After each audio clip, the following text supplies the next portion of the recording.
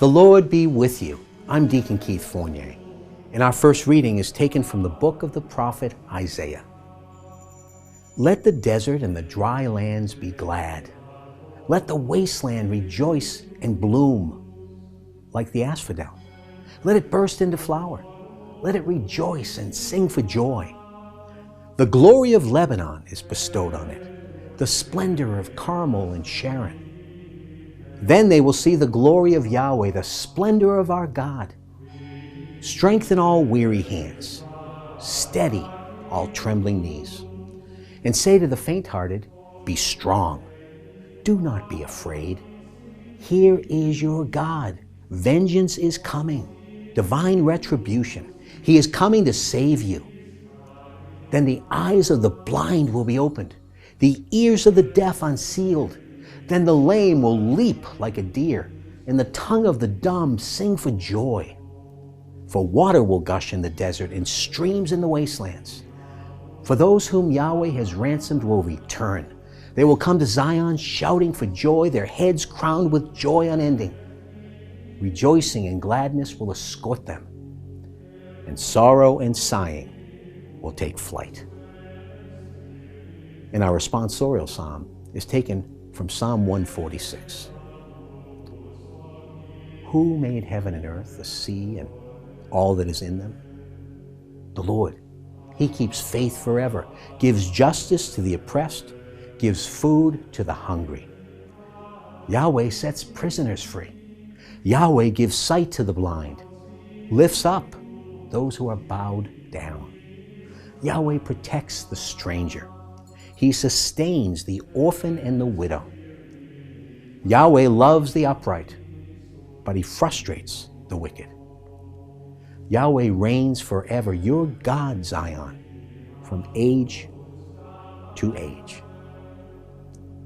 And our second reading is taken from the letter of James. Now be patient, brothers, until the Lord's coming. Think of a farmer, how patiently he waits for the precious fruit of the ground until it has had the autumn rains and the spring rains. Now you too must be patient. Do not lose heart, because the Lord's coming will be soon. Do not make complaints against one another, brothers, so as not to be brought to judgment yourselves. The judge is already to be seen waiting at the gates.